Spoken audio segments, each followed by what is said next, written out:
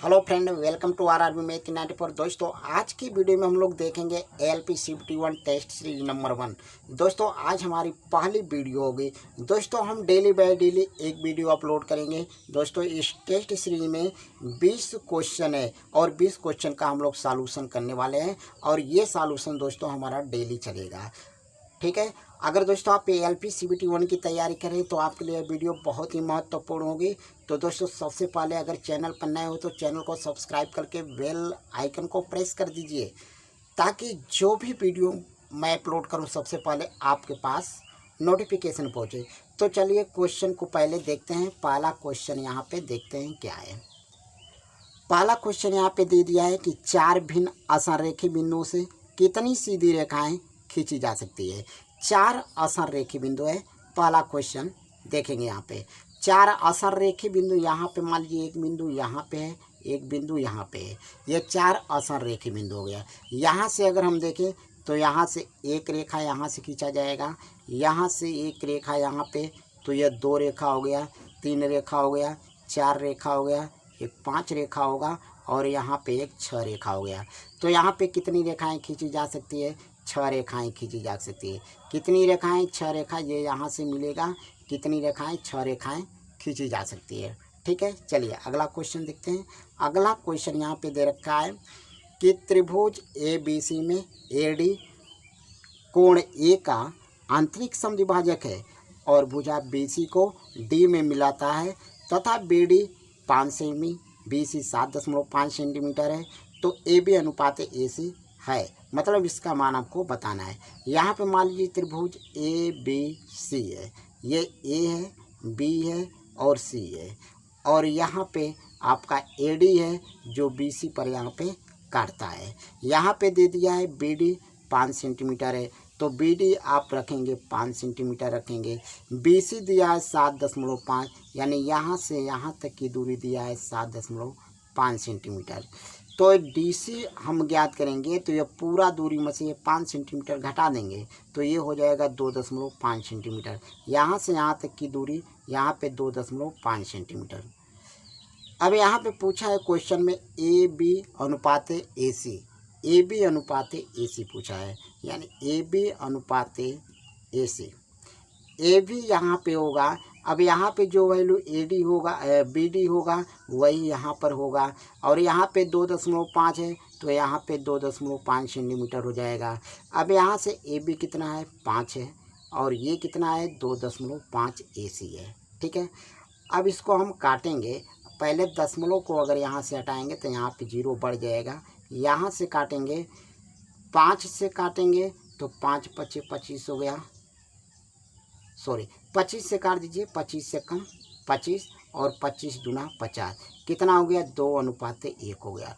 2:1 आपका right answer होगा। देखें किस ऑप्शन में, तो ऑप्शन नंबर ए में है। ऑप्शन नंबर ए आपका राइट आंसर होगा, 2:1। ठीक है। चलिए अगला क्वेश्चन देखते हैं। अगला क्वेश्चन यहाँ पे दे रखा है एक चतुर्भुज के कोणों का अनुपात 3:4:5:6 है। इनमें से सबसे छोटे व सबसे बड़े कोण का अंतर बताना है। अब यहाँ पे देखिए कोण का अनुपात दिया है। कोण का अनुपात दिया है 3:4:5:6। यह कोण का अनुपात दे रखा है और इसमें हम जानते हैं कि चारों कोणों का जो योग होता है कितना होता है? 360 अंश का होता है। चारों कोणों का योग 360 अंश का होता है। तो यहाँ पे सभी कोणों का योग करेंगे तो 4, 3, 7, 5, 12, 6, 18 अनुपात 18 और चारों कोणों का योग 360 अंश होता है। 18 से काटेंगे तो 18 दूना 36, ये हो गया 20। अनुपात 1 का वैल्यू कितना हो गया? 20। क्वेश्चन में पूछा है कि सबसे छोटे व सबसे बड़े कोण का अंतर। यहाँ पे सबसे छोटा कोण यहाँ पे 3 है और बड़ा कोण कितना है? 6 है। दोनों का अंतर देखेंगे तो कितना होगा? 3 हो जाएगा और 1 का वैल्यू यहाँ पे 20 है तो 3 का वैल्यू कितना हो जाएगा?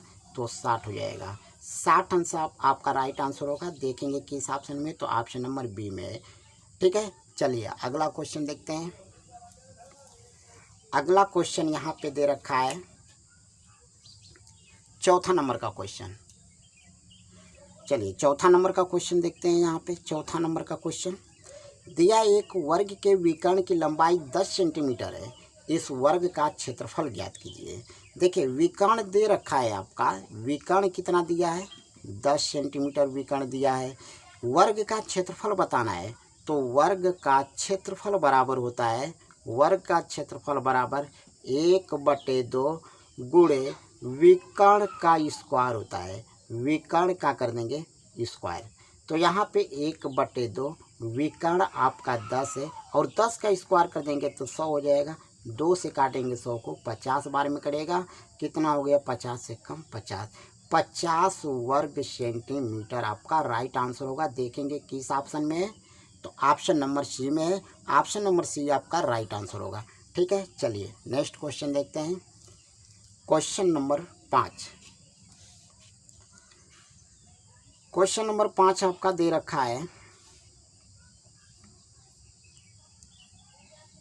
दिया है किसी बेलनाकार वस्तु का आयतन 2310 घन सेमी है, यदि इसके आधार की परिधि 44 सेंटीमीटर है तो बेलनाकार वस्तु की वक्र सतह का क्षेत्रफल ज्ञात करना है, मतलब वक्र पृष्ठ ज्ञात करना है। अब देखिए ये जो परिधि है, बेलन की परिधि दे दिया है, तो सबसे पहले परिधि क्या दिया है ये देखेंगे। ये 5वां क्वेश्चन है, परिधि आपका दिया है 44 सेंटीमीटर, परिधि 44 सेंटीमीटर, परिधि बराबर क्या होता है 2πr होता है। तो यहाँ पे दे रखा है 44, अगर यहाँ पे 2 रखेंगे, पाई का मान 22/7, आर यहाँ पे नहीं पता है, आर को वार रखेंगे, यहाँ पे 44। अब यहाँ पे 22 गुना कितना हो गया 44, 44 से कम 44 हो गया, 7 का 1 में गुणा कर देंगे तो आर बराबर 7 सेंटीमीटर हो गया। आर बराबर कितना हो गया 7 सेंटीमीटर, हमको त्रिज्या पता हो गया। और यहाँ पे बेलन का आयतन दे रखा है, जो बेलन है तो बेलन का जो आयतन है, ये आयतन आपका दे दिया है पहले से 2310 घन सेंटीमीटर, ये दे दिया आपका। ठीक है, अब यहाँ पे बेलन का जो आयतन होता है ये कितना होता है, बेलन का आयतन होता है पाई आर स्क्वायर एच होता है, और यहाँ पे 2310 लिख देंगे। पाई का मान 22/7 रखेंगे, आर का मान यहाँ पे 7 है तो 7 का स्क्वायर कर देंगे तो ये हो जाएगा 49, ऊंचाई हमको नहीं पता है, यहाँ पे 2310 हो जाएगा। 7 से काटेंगे 49 को, 7 बार में करेगा, और यहाँ पे 22 से काटेंगे, 22 से काटेंगे 23 को, तो 22 से कम 22, और यहाँ पे 0, 22 बचे 110।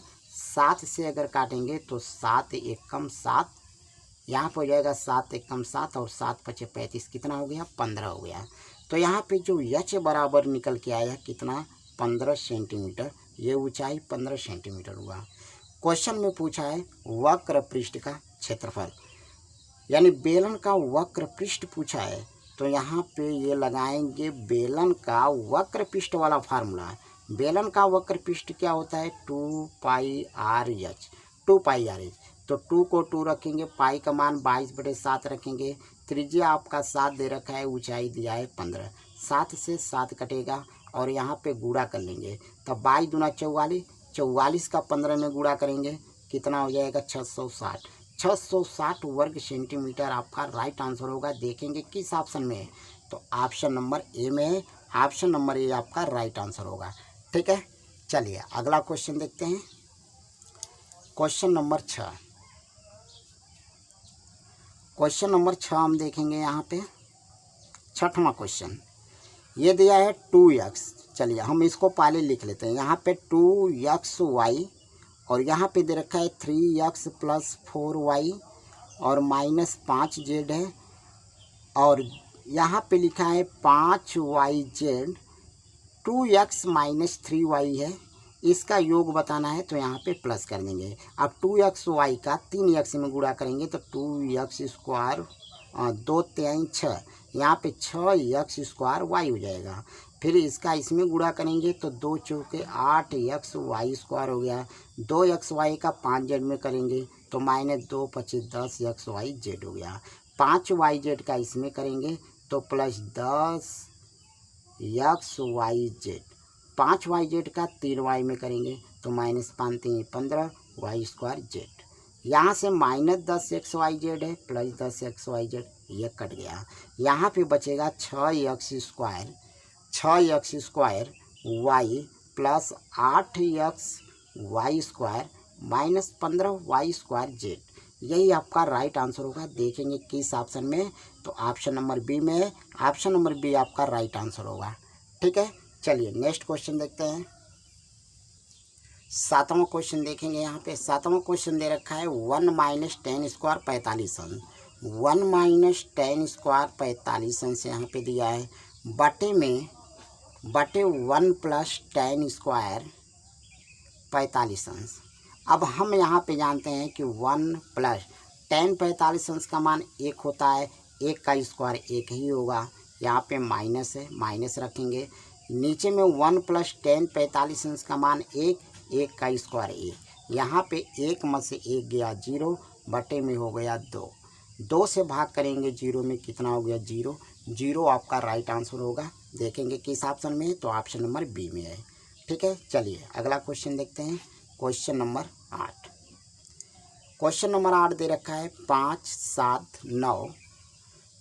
यक्स का माध्य 9 है, तो यक्स का मान ज्ञात कीजिए। अब यहाँ पे देखिए माध्य दे रखा है। माध्य बराबर हम जानते हैं संख्याओं का योग बटे कुल संख्या होता है। माध्य यहाँ पे 9 दिया है, संख्याओं का योग करेंगे 5 + 7 + 9 + यक्स। संख्या कितना है 4 है, बराबर में दे रखा है 9। यहाँ पे 5, 7, 12, 12, 9, 21। 12, 9 कितना हो गया 21 + यक्स। 4 का इधर गुणा कर देंगे, हो गया 36। यक्स बराबर 21 को इधर ला करके घटा देंगे तो कितना हो गया 15 हो गया। यक्स बराबर कितना हो गया 15। देखेंगे किस ऑप्शन में है, तो ऑप्शन नंबर बी में है। ऑप्शन नंबर बी आपका राइट आंसर होगा। ठीक है, चलिए नेक्स्ट क्वेश्चन देखते हैं। अगला क्वेश्चन यहाँ पे देखिए 9वां नंबर का क्वेश्चन है। दिया निम्नलिखित ग्राफ देश यक्स के फिल्म उद्योग में कार्यरत सभी निर्देशकों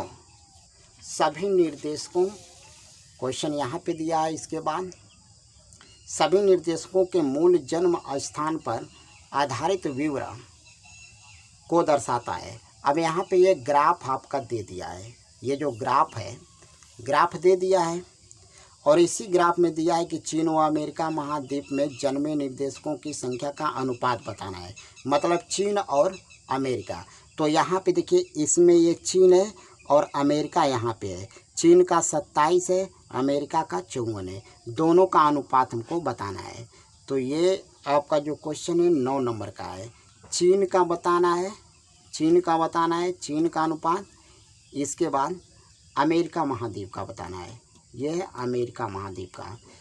तो चीन में कितना दे रखा है 27 है, तो यहाँ पे 27 लिख देंगे। अमेरिका का आपका है 54 है, तो यहाँ पे हो जाएगा 54। यहाँ से काटेंगे तो 27 से कम 27 हो गया, 27 गुना के 54 हो गया। 1:2 आपका राइट आंसर होगा। देखेंगे किस ऑप्शन में, तो ऑप्शन नंबर ए में है। ठीक है, चलिए नेक्स्ट क्वेश्चन देखते हैं। नेक्स्ट क्वेश्चन आपका क्या है 10 नंबर का क्वेश्चन यहाँ पे है। ये 10 नंबर का क्वेश्चन, 10वां क्वेश्चन दे रखा है। संख्या दे रखा है 13 के पावर 2003 में इकाई का अंक बताना है। अब इसमें इकाई का अंक बताना है, तो यहाँ पे 2003 है, तो इसमें जो लास्ट में क्या है 03 है, तो हम इसमें लास्ट 2 इकाई तक 4 से भाग करेंगे। 4 से भाग करेंगे, शेष कितना आएगा 3 आएगा, यानी 13 के पावर 3। इकाई का हमको अंक बताना है, इकाई का अंक बताना है, तो इकाई का अंक क्या है 3 है, और 3 पर 3 घात हो गया। तो 3 पर 3 घात, इसका मतलब 3 गुणे 3 गुणे 3, तो ये होगा 3 3 9 3 27। इकाई का अंक कितना होगा 7 होगा। इकाई का अंक 7, क्योंकि 27 होगा तो इकाई का अंक हमको बताना है, तो इकाई का अंक 7 हो जाएगा। देखेंगे किस ऑप्शन में, तो ऑप्शन नंबर ए में है। ऑप्शन नंबर ए आपका राइट आंसर होगा। ठीक है, चलिए अगला क्वेश्चन देख लेते हैं। अगला क्वेश्चन है 11 नंबर का क्वेश्चन। 11 यहाँ पे 7 + 3 बटे में 4 + 5 सही 5 बटे में 6 और प्लस क्वेश्चन मार्क बराबर 9 सही 14 बटे में 24 है। ठीक है, इसका हमको आंसर बताना है कि इसका आंसर क्या होगा। अब यहाँ पे देखेंगे ये 7 सही है या 7 प्लस करिए। अब देखिए इसमें जो है क्या करेंगे, 7 और 5 जोड़ेंगे, कितना होगा, 12 हो जाएगा। 12 और यहाँ पे हम लिख देंगे 3/4 प्लस 5/6 और प्लस यहाँ पे क्वेश्चन मार्क है, यहाँ पे 9 सही 14/24। अब इसको हम यहाँ पे देखेंगे, देखिए यहाँ पे 12 है, बाई ऑप्शन से ही हम चेक कर लेंगे। अगर हम इसको इधर लाएंगे तो 9 में से 12 घटेगा तो माइनस में आंसर होना चाहिए, लेकिन माइनस में आंसर कहीं नहीं है ऑप्शन में, तो यानी इसका ऑप्शन नंबर डी सही होगा। बाई ऑप्शन से हम लोग चेक कर लेंगे, ऑप्शन नंबर डी पूरा लगाने की हमको कोई ज़रूरत नहीं है। ठीक है, चलिए नेक्स्ट क्वेश्चन देखते हैं। Question number